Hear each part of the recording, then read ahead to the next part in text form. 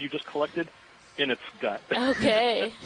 Which we're not. And so the reason I say it's relevant is just because if you're going to collect, this area and if you're collecting that urchin, for example, then that sort of goes as a set along with the crinoid. And I'm not saying you should collect the urchin because it's a known species, but simply it is relevant, to the dynamic since you collected the stocked crinoid, and chances are you'll probably see more of them. I didn't put it together until I actually saw them together like that. That the stocked crinoids are probably the remnants of sideroid predation. Great. So that's really interesting. Anyway, I wanted to mention it just because, like I said, it's relevant to whether you want to collect, any more of them and whether you want to collect the urchin, which is probably the reason behind it. So. Yeah. Thanks, Chris.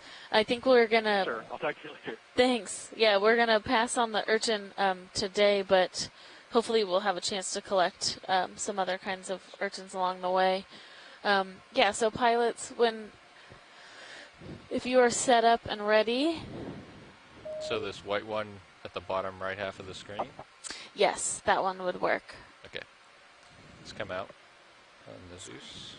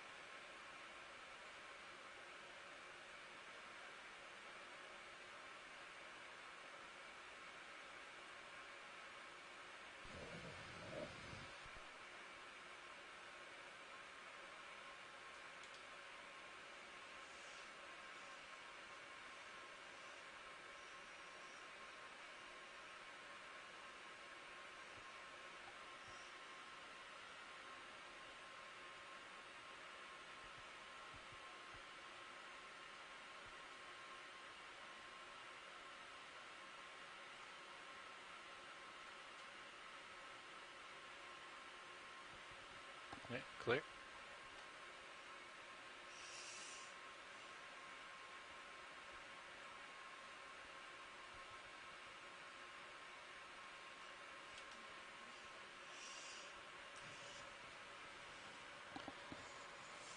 Could you repeat that, watch sleep? That was off. Starboard inner. Yeah, this one was the starboard inner, and the previous one was jar number 3. Sure thing.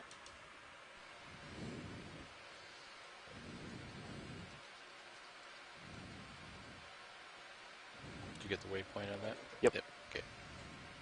Just asking because I'm moving. No, I appreciate the reminder, so.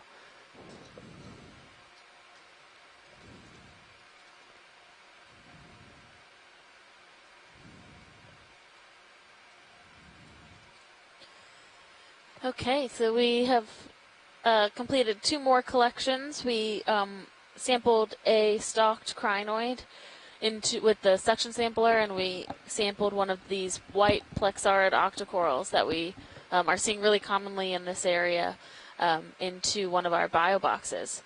So I think that's 4 samples today, Amy? Yeah, it is. It's been a good day. We have 2 in the containers and 2 in the bio boxes. Great.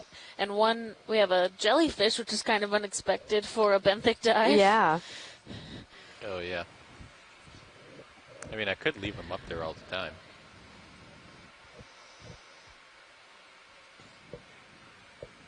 Yeah. I mean, that's not a bad idea to just have the jar buttons always there. And then you'd lose them when you went to do the other hydraulics, but that's not a big deal.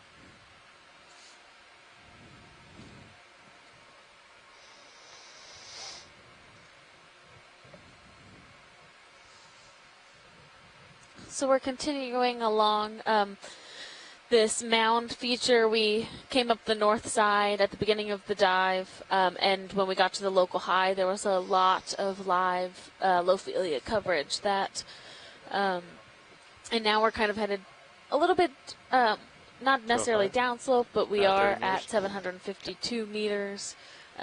And did you- not seeing what so RPM did much you or have on? any live scleractinian And corals, you just but kept it. still have this really heavy coating of coral rubble and octocorals and crinoids and urchins and other animals living That was- amongst this rubble. That was, I think, exactly what we want to try to do. Bridge, this is RV nav. It was really nice. What? We get Squid? another move in, range 30 meters, Squid, bearing I missed it. 205 degrees, speed decimal 2 knots. Little squid or a big squid? No? Medium squid. A Good medium copy. squid. Thank you, Bridge. If people back home are looking for some interesting squid footage, though, they recently did an expedition. OER covered, or the NOAA Office of Ocean Exploration and Research covered a interesting cruise that was studying kind of the midnight zone. So this area where you have a lot of organisms that use and hunt by bioluminescence, and they actually were able to record footage of a giant squid in the Gulf of Mexico, one of the only records of it on video, and they have a really cool video on there on the OER website, so you guys can go check that out. Pilot, what was off to the right? Is there any way to turn the camera that way? I saw some, I don't know if that's, It's hard to tell. It might Yeah. just be patchy sand. yeah, probably just patchy sand. Sorry about I that. think Go we're ahead. going to head that direction in a little bit anyway. Oh, okay. Yeah. Thank you.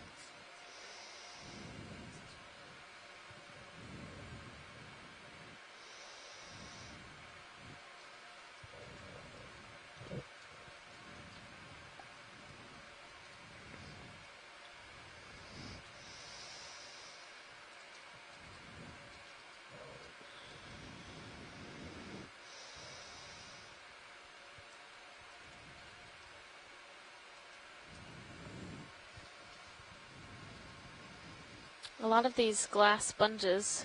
It's interesting. We saw the ones like we collected today.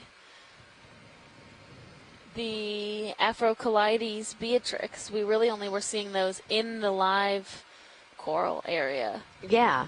Yeah, we haven't seen many of them lately since we've been in more of the coral rubble. Yeah, I wonder if they really prefer that high productivity area that those scleractinians are preferring to. Yeah.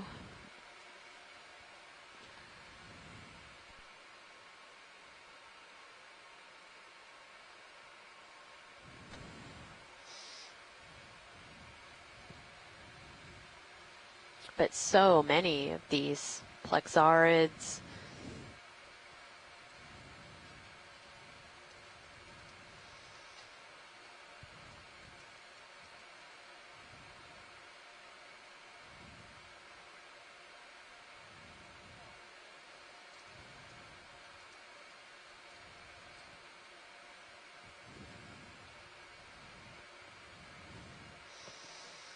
So we have a question from Facebook from Ella asking about how often we discover new species on these dives. And I do think this is a question that's pretty commonly asked, or people ask kind of for statistics on it too, because it is a significant thing to say, like, oh, we found a new species. It does take a lot of both the genetic work and the morphology to really characterize if something is new, but I do know that there have been new species described off of Okeanos data before. Yeah. So generally when we come down to the deep sea, you are seeing things that are new to scientists. If not every dive, at least like every couple dives, Yeah. there is something that no one has really seen before. Yeah. Which makes it really exciting. Exactly. Look at that little fish. Yeah. Or maybe it's not a fish. Yeah. And, you know, maybe it may not be a brand new species that's never been described, but there's definitely a lot of habitat mapping, or in the sense of this is the farthest north this species has ever been recorded, or this is the farthest west, or we've only seen this species on the eastern Atlantic and now we're seeing it on the western Atlantic. So there's a lot of that's, I think, equally as important in just as describing new species. Yeah, definitely. The range extensions of where you find certain species, especially some of the ones that are hard to have studied before we had this type of technology, like ROVs and AUVs and submarines.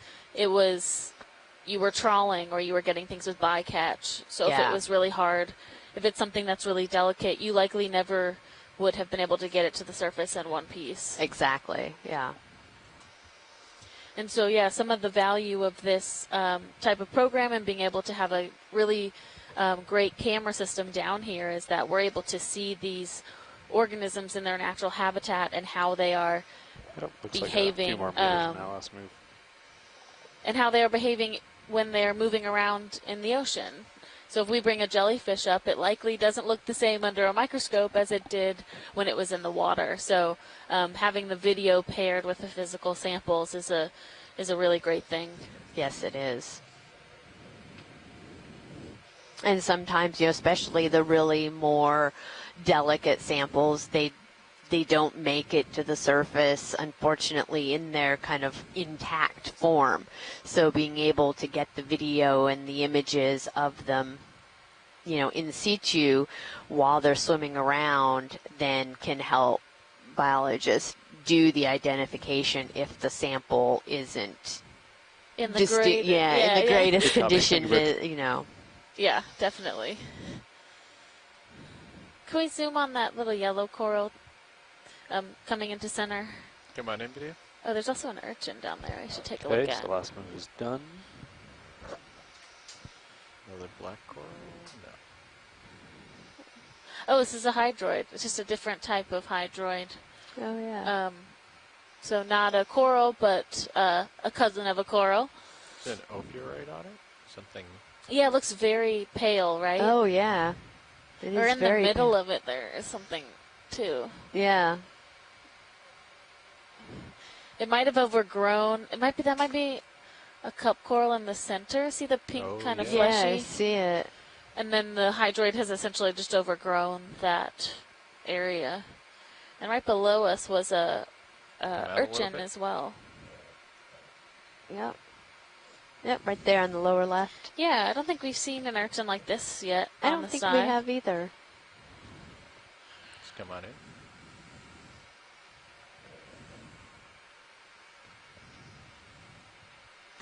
Has a very, like the white test, like the body of the urchin. Mm-hmm. And then the spines are that really pinky, reddish pinky color. Yeah.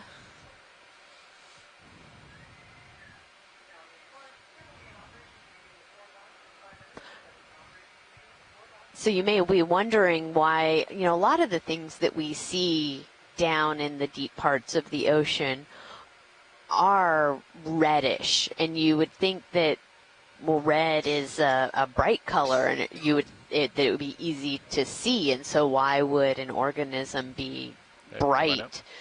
But you have to remember that, that we're seeing this in perfect light, and that's because we have such a great light system on our ROV, but otherwise, this depth of the ocean is in complete darkness. Mm-hmm. And there may be some organisms that have some bioluminescence or whatever, but they're going to be it's such little light that the red isn't going to be visible. That's absorbed the quickest in the visible light spectrum. So even if these are red, they're basically black in a black ocean. Yeah. And when you think about when we see those little like red shrimp swimming around, mm-hmm. that's one to think about because they are actually able to swim and migrate up into the water column. So for them, that camouflage where you do still have some light, but red is essentially black, even in low light. They can still camouflage themselves. Yeah, exactly.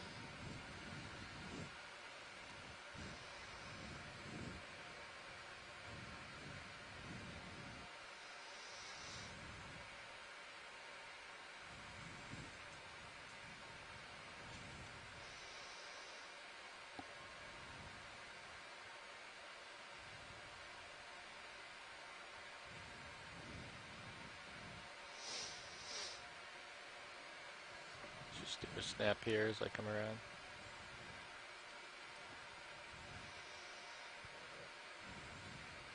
Another hydroid looks like. Next to one of those white octocorals like the one we just collected.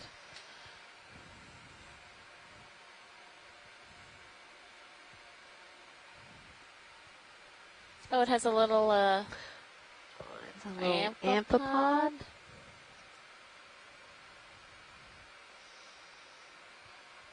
Yeah, come on out.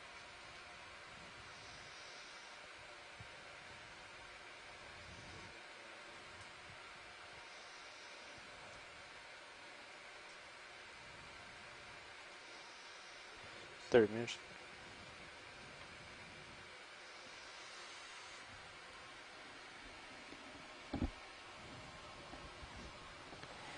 Bridge, this is ROV now.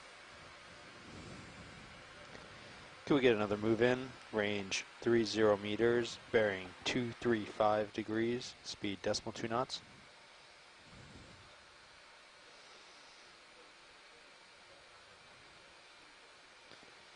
Good copy. Thank you, Bridge.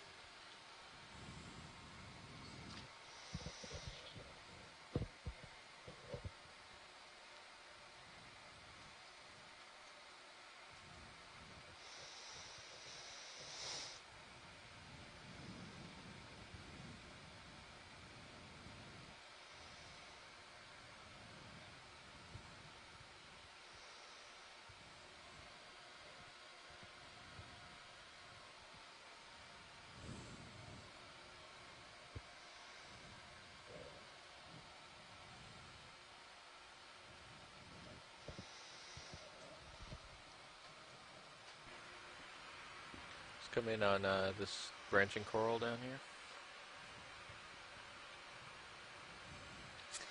Oh, so this is a little, this is different from some of the ones we've seen today.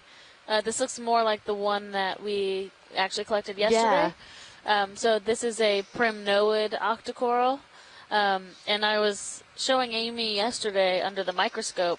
These corals have really plated, they're essentially like plates around their polyps. So instead of being quite so fleshy, they actually feel more crunchy when you bring them up to the surface. For those of us that need that textile reference, but these ones have their polyps mostly closed, so their polyps closed looks like facing downwards, and that could be characteristic of genus. So some of them have polyps that will close facing upwards, and others have ones that'll be mixed up. So all the different ways of orientation, but you can really see those plates across the. In fact, the footage we're getting with this ROV right now is almost just as close as the microscope. It is, right? Like, it really is, and it honestly is probably more clear than some of our microscope work. But for a true species identification, these corals are generally put under, you kind of dissolve out the calcium carbonate parts and you put them under an electron scanning microscope, so a microscope that can get really, really microscopic, and you look at the structures, because the structures inside of the tissue are actually what determine the difference in the species. Okay.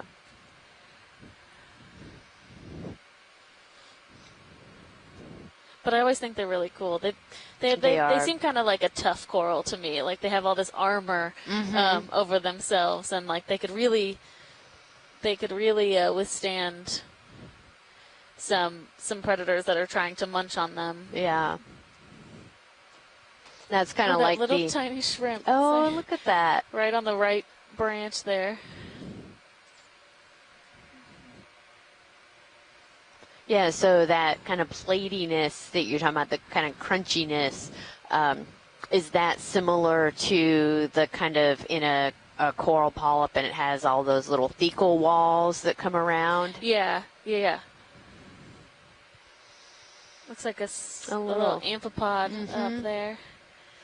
We're at 10.6 degrees Celsius here, so we have come down in temperature a bit. In the dive, maybe an hour or so ago, we were up around 12 degrees Celsius. So there's been a pretty interesting thermo profile to this dive as well. I would actually be interested to see that. Maybe I can talk with our mapping team about how to visualize some of that data. Or get the CTD data from the D2 and plot it with depth and see kind of where the change in temperature is, because we're back. We're about 750 meters, so I don't know. I think there was a little patch of the white stuff there. What we were at when we were in the warmer range. I mean, we were at 754, so only a couple meter difference in over a degree change in temperature, which to me is kind of a lot. Yeah.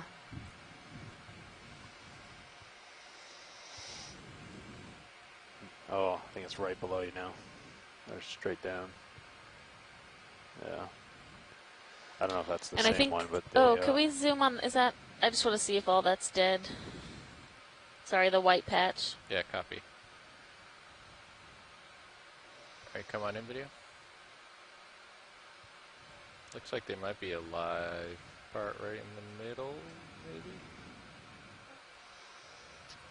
It's a sponge, right? It still looks pretty dead. It is more white, but it looks recently dead, or just barely hanging on there. Mm-hmm. That's good. Thanks, pilot.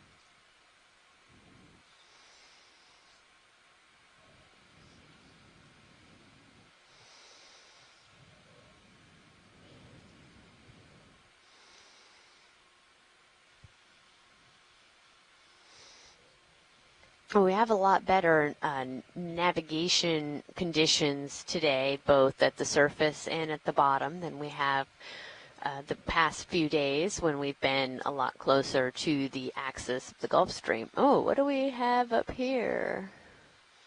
This is just a coral mound of rubble.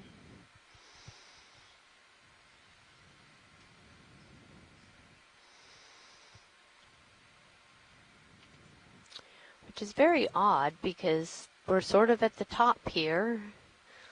And there's this bit of rubble that's appears to be somewhat recently dead.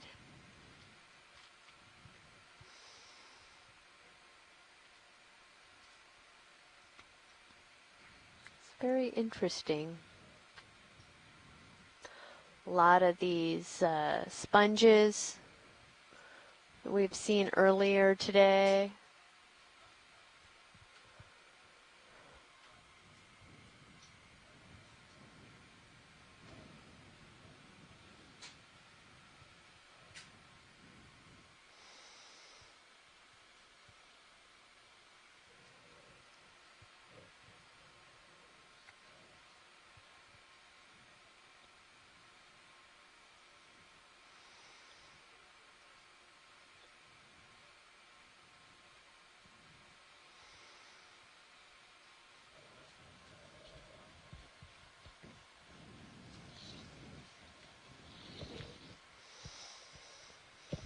So if you're just joining us, we have about another hour and a half. Off bottom is 2006.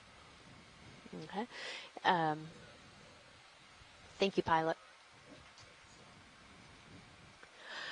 So if you are just joining us, we are towards the not the top. We kind of hit the high a little while ago, but we're at the top of one of these mounds that's Surface part conditions of are not that bad. the Blake Plateau. And we've been cruising around, checking this out. We saw an area of very high Lophelia, coral thicket, So the last one was at 235. kind of in the middle of our dive at around 760 meters. Pretty much come to waypoint 7, which is all we had planned for. Yep, 755 meters. Yeah, I'll hold off on that move until Tony gets in. And now we're trying to see if we can Bridge is locate already another area where we have that same coral coverage. I'd like to make a move if you're ready. At this point, Okay, we have range is mostly 20 meters, just kind of coral bearing rubble 235 and degrees, sand, speed and then decimal all 2 of knots, these please. small kind of white wispy pieces that we see That's a good is a copy. mixture Thank you, of Rich. different types of octocorals, plexaurids, and then also mixed in with some priminoids that we've seen. We're just sort of hanging here for the moment. We have a shift change with our ROV pilots, so we'll let them get shifted out and settled back in. I think we're also doing a little bit of a shift change right now.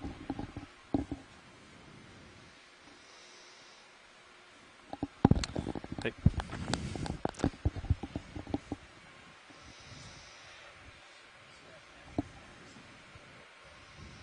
Doing some adjustments.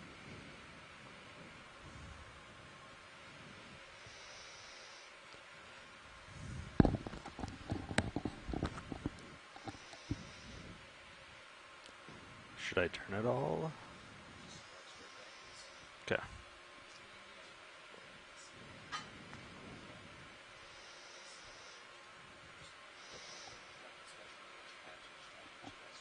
Sure.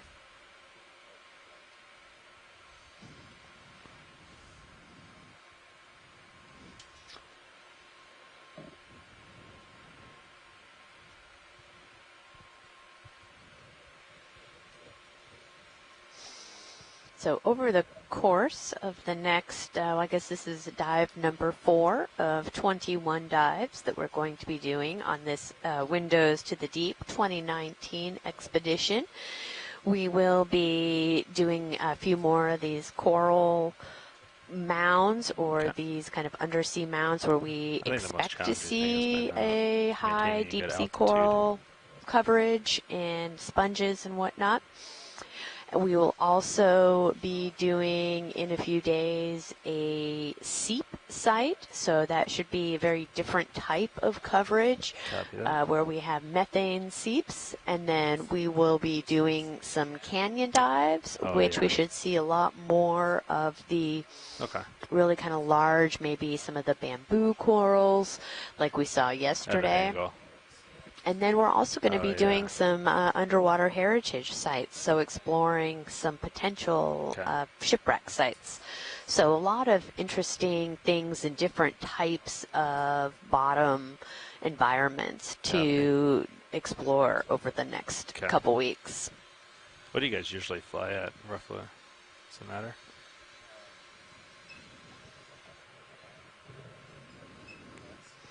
Okay. And you may ask, why is it that we are doing these types of explorations? Can we not find out this information from, satellites or even surface mapping? Why do we have to get down here onto the seafloor?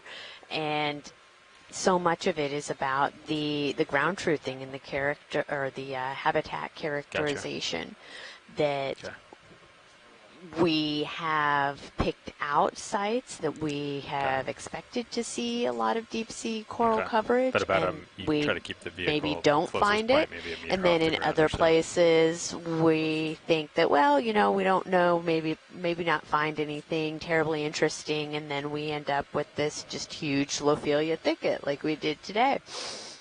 And then all of that information goes into these habitat characterization models that and the sort of greater impact of that is to understand where there are areas that need to be protected, that you have these really abundant habitats.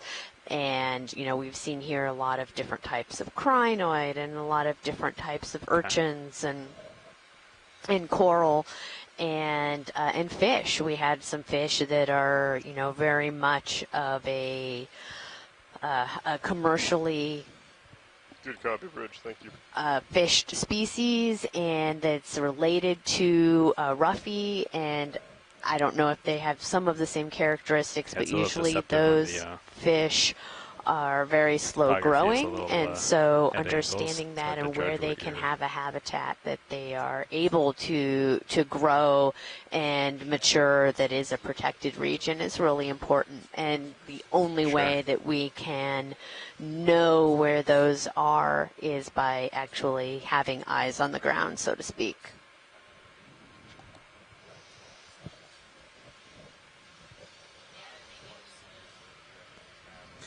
Yeah, Amy just did a great job of kind of summarizing some of that and the importance of coming out here with the video confirmation of what these areas might be. I was just chatting with Eric Cortez from Temple University, who is the academic science lead on a project called Deep Search, which is also in this area, and characterizing these habitats. And, you know, he was saying he was really surprised to see the high coral growth in this region as well. This mound was not something that was anticipated to be quite that bountiful. So it's definitely important. And then when we look at these types of features through the bathymetry, again, and there's a couple more in this area, we can have more confidence in maybe thinking that they are of similar community types. Yeah, absolutely. The ship just stopped about 2.5 minutes ago. And John Reed chimed in a little while ago and was telling us about, you know, that similarly in a lot of these mounds we see that the main coverage is on the southern side because the prominent current is from the Gulf Stream. But what we've seen at this site is these thick coral coverage was on the northern side of these mounds. And that could be indicative of sort of a persistent north to south trending current that is not characteristic of the entire region. And so what is that? Is that a local kind of anticyclonic or counterclockwise, or sorry, clockwise current that is flowing in this area? That's sort of branching off of that warm Gulf Stream, and is it would have to be relatively persistent for us to have that coral growth. Yeah, absolutely. Watch the lead. This is Nav. When you have a second. Go ahead, Nav. Where we've made it to waypoint 7, it looks like we don't really have a high point to shoot for anymore. Was there any discussion on where we'd like to go next? We still have about a little over an hour in the dive. So okay. Yeah, thank you. Can you give us just a second and we'll talk about it? Of course, yeah. Thank you. No problem.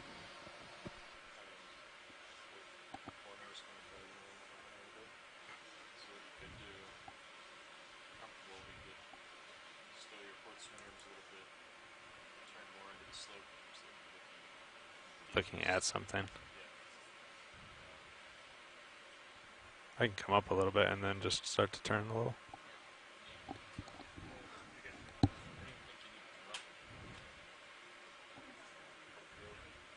It's a little deceptive when there's nothing to judge.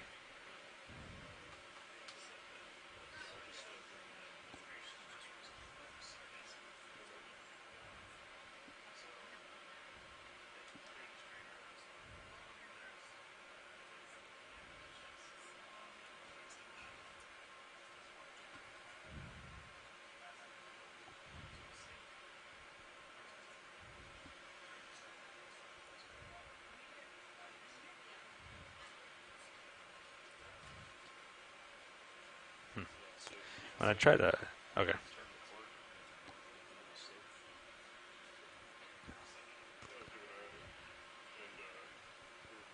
It's interesting when I try to like pull backwards, like seems to drop your altitude, unless that's just the changing in the topography.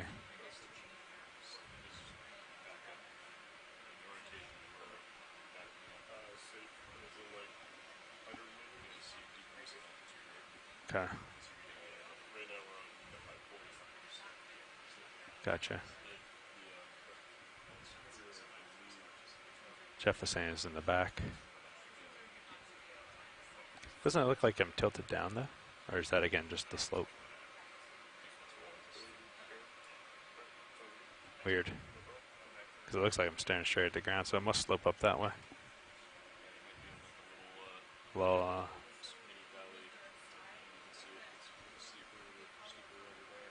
yeah. Okay. Alright, pilots, Dev Super just came down. He, in the meeting they just had, there was discussion about the filter getting filled up with sargassum. If it happens again, we have the chance of potentially losing a generator. If that happens, Okay. if that happens, the bridge will call down, let us know, and we will proceed with a bailout plan.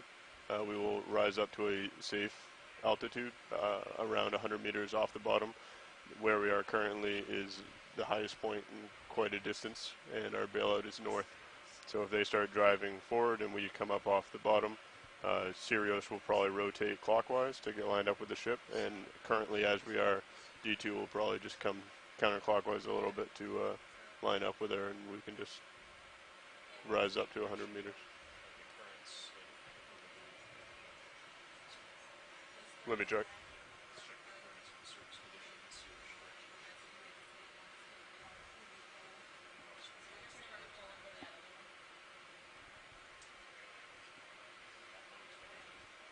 Okay.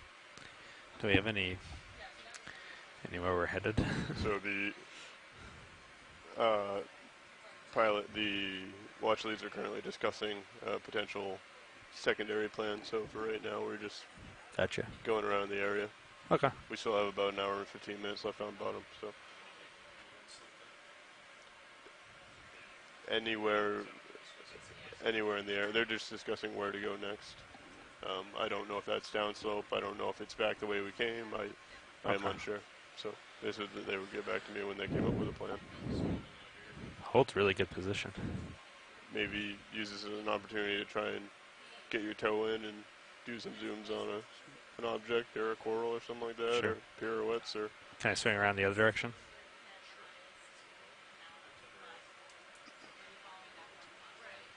I just want to do a 180 here.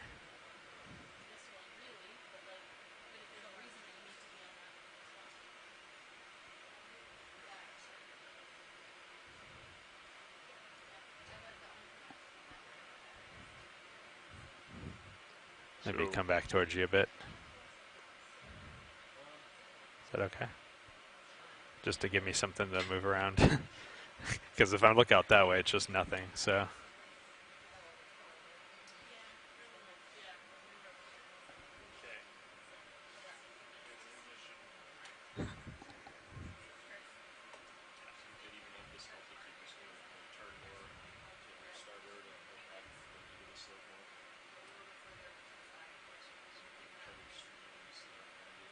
Okay.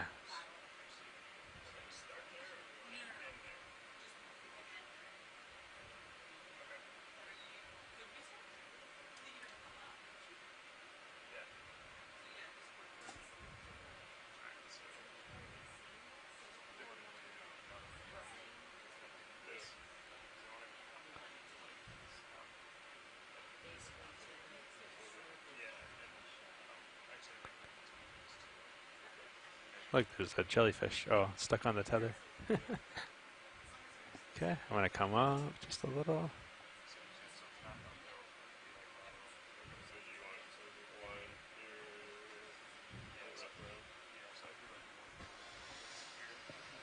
Okay, everyone. We're just discussing our future movements for the ship and the ROV. So we're gonna let our ROV team get themselves oriented How about as at the we top head of the ridge? a bit more north.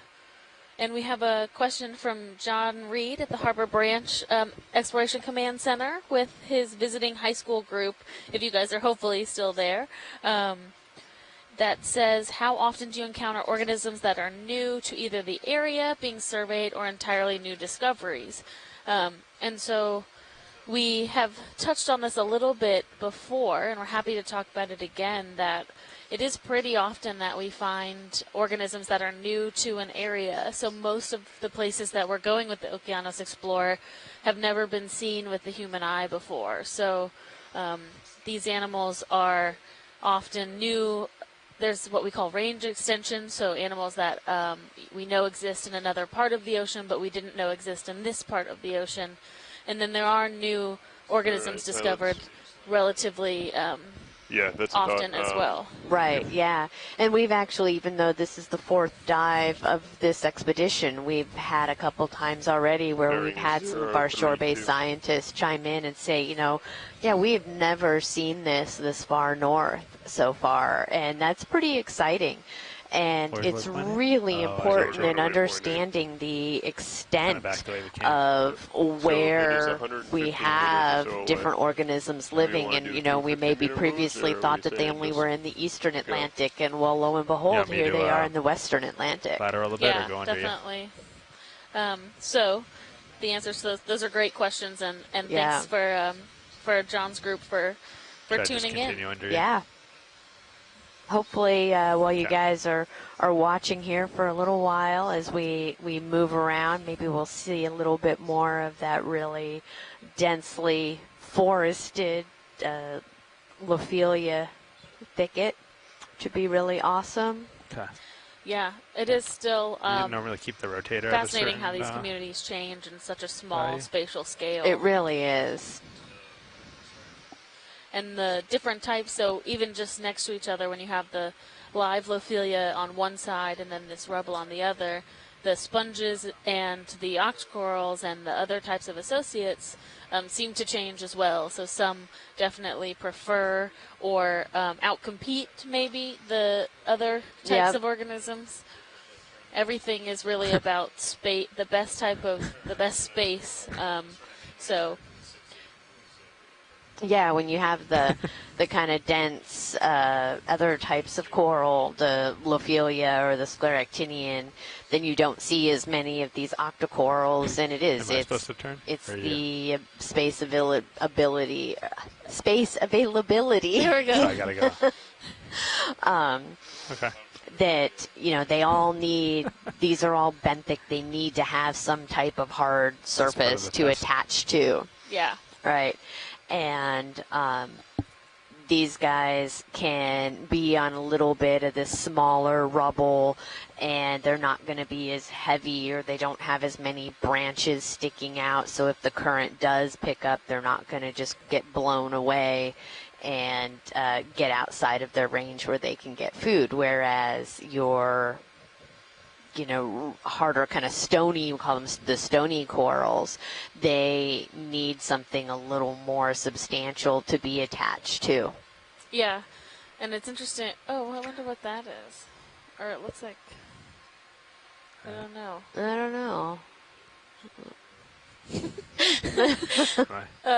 But I was watching the toes, but it's hard to judge. It's interesting too. I sometimes wonder, because with the hard corals, they take up so much space and they are so spectacular. Maybe there's just as many octocorals and we're just not paying attention to them? Maybe. I don't know that there's just as many, but maybe. I mean, there may be some kind of underneath too. They don't, as long as they're getting nutrients, they don't have to be. Yeah, they might not be as visible, but they might still be. We definitely see some of them, but it's just curious for people that work on habitat types to think about. Yeah. Well, and then we also saw something really interesting with even two of the species of the stony coral, right? That they were competing for space. And, we kind of zoomed in and looked at it, and you could see that they were morphing together because they were, fighting for space on this one branch, and one species was taking over the other. To waypoint 8. Yeah, right. So you see that competition right there in those stony coral habitats kind too. Of half rise to waypoint 9. Also, Dive Super mentioned that there's a significant amount of sargassum in the water, and that one of the filters has already filled up. They cleaned it out. However, if it happens again, there is a risk of losing a generator. If bridge calls down, that does happen, then we will ascend to 100 meters of altitude, and the ship will pull forward at the bailout, which is north. So that's something to keep in mind. If we lose completely, the ship will most likely start drifting southwest, which is another thing to keep in mind. So it's pretty much the opposite, depending on how serious, if there is an issue. So. Okay.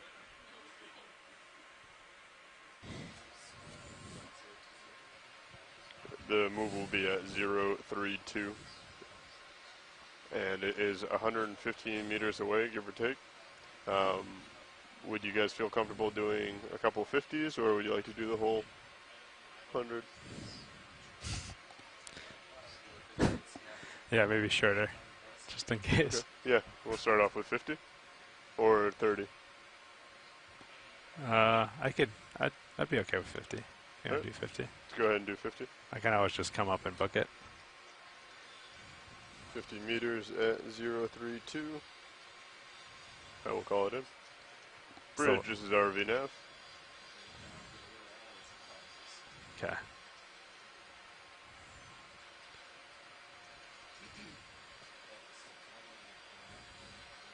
Okay.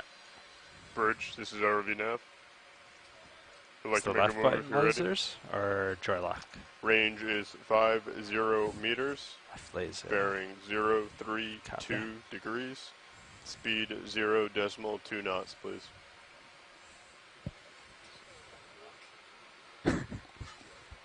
Good copy. Thank you.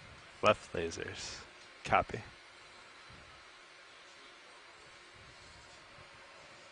Watch lead. This is Nav. Go ahead, Nav. Just want to let you know that we are currently making our way to waypoint 8. We are doing it relatively quickly so we can get there and we can start going along this slope to waypoint 9. Great. Thank you. Yep.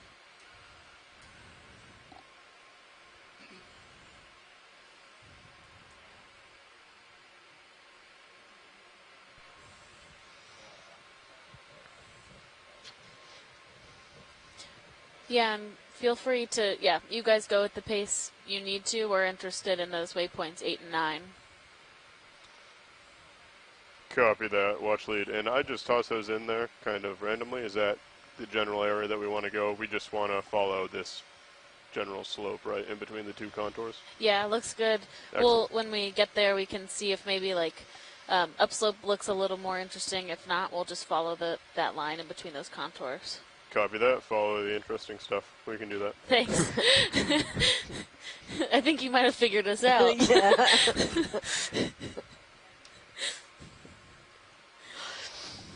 Yeah, so those of you that may be following along Yeah, that's what I was wondering. at I don't home, know if you'd be down there more, we are wasn't actually much. being towed by the ship right now, basically. We basically did that. We're trying to get back over kind of around a little more on the And then we northern cut up side and of came this down. feature that we were looking at earlier. We have about an hour or so left That's of true. bottom time. So want to try to That's get true. back around and see if we can see some more of those Lophelia fields. And so we're just sort of going to sit back and enjoy the ride for a few minutes.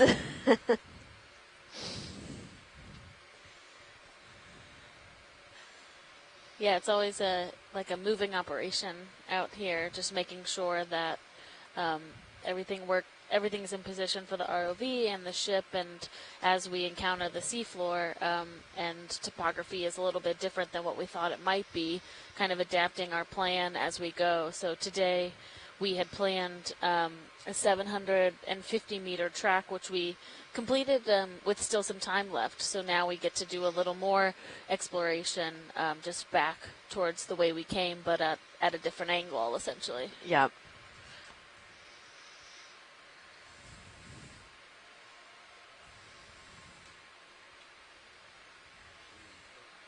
Go ahead, co-pilot.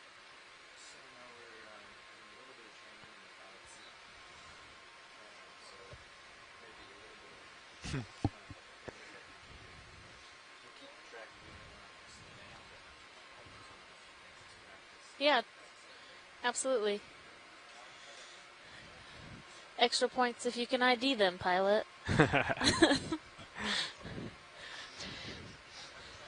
I don't know, with some of these things, they're probably better than I am at this point. They've seen it more. Yeah, we have a really great team who's been working with GFOE. Over the years, some people more recently adapted to, or have joined the team, and some have been with the team for quite a number of years. And sometimes when we have a little more time to talk to our pilots in the midwater space, kind of during ascent, maybe we can have them give us a little more background about themselves.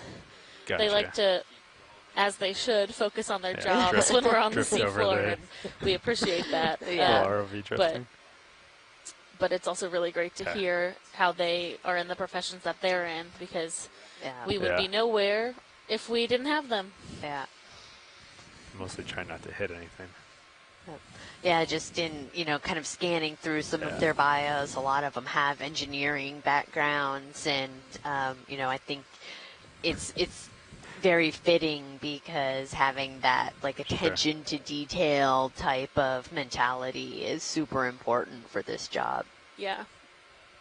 And the vehicle itself requires, mechanical maintenance, electrical maintenance. Exactly. So. Yeah, they don't just pilot it. They all pretty much do everything. Right. They even built it. So that's pretty cool, too. That is pretty cool. Yeah, so our GFOE team developed the suction sampler over kind of the last, I think, maybe couple of years.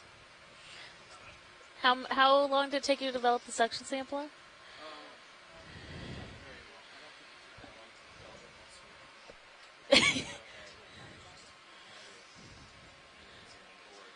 Oh, gotcha.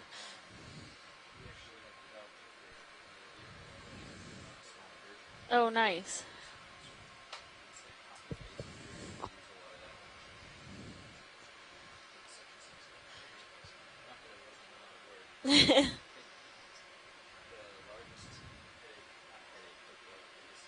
Obstacle, maybe?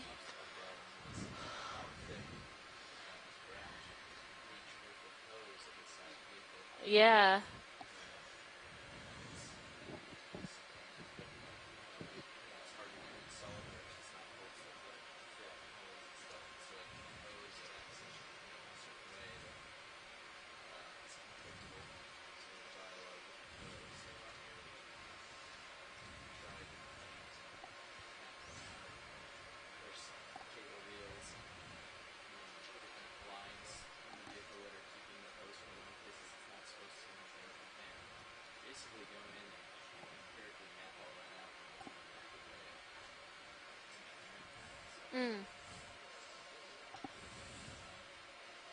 And I'm sure, too, as you guys start to use this suction sampler more, you're thinking about, improvements that could be made or ways to continue to develop it.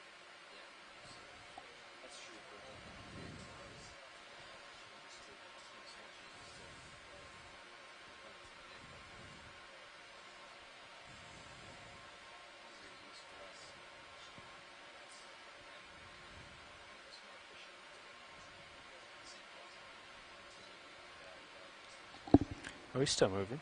Right. Thanks, co-pilot. Yeah, we've still got a little bit left in that move. Okay. Just getting a little bit out there. Yep. Yeah, we should be getting close. Okay. Maybe another 10 meters or so. Okay. So when you guys zoom on stuff, do you always try to sit down, or is that just best? Oh, really? So you just kind of watch your altitude, try to keep it steady. zoom in. Works and doesn't.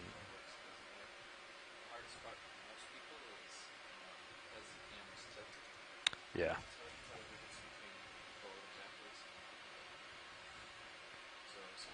Sure.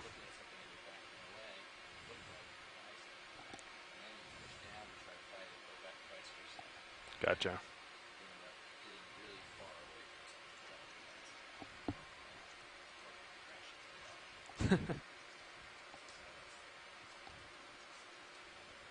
Yeah, it is a little awkward when you have the camera tilted.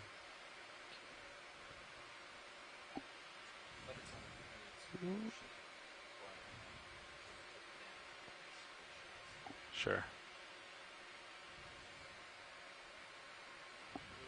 Okay.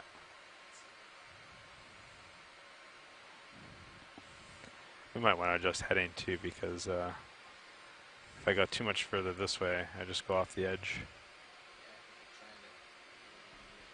Oh, gotcha. So I actually want to go along that side. Okay.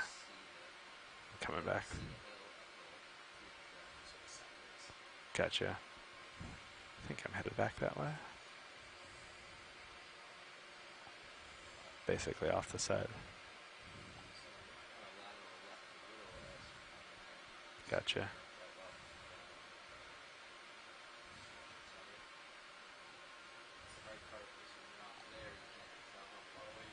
Yep. Yep.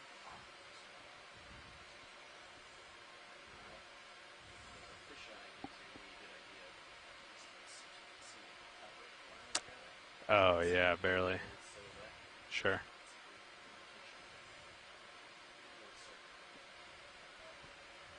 Copy bridge, thank you. Alright, pilots, wrapping up that move. How are you feeling? A little bit easterly. Copy like a... Okay, 4-5. Well, I mean, all these points are relatively arbitrary, so we can... Okay. 5-0.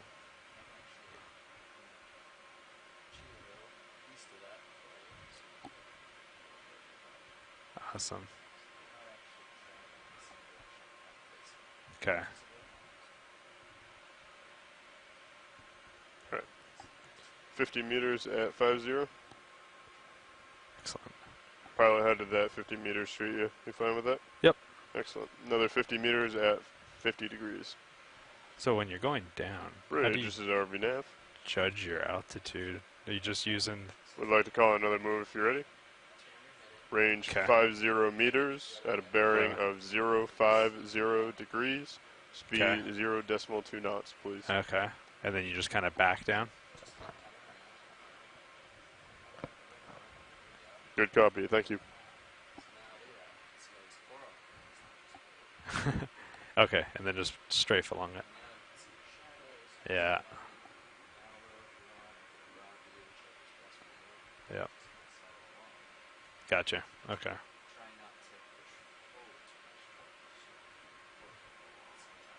Yep.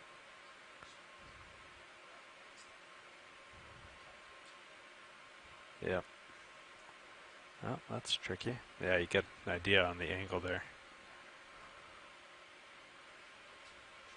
Okay.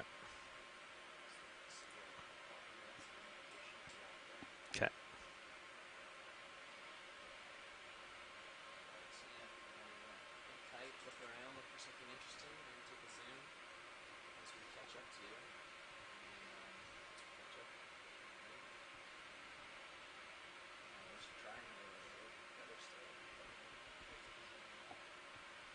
Okay.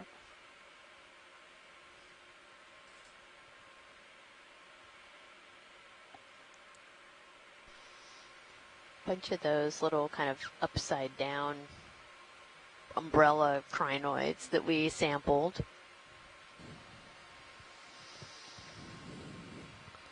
Okay, video. I You have wanna very come in? technical descriptions of things.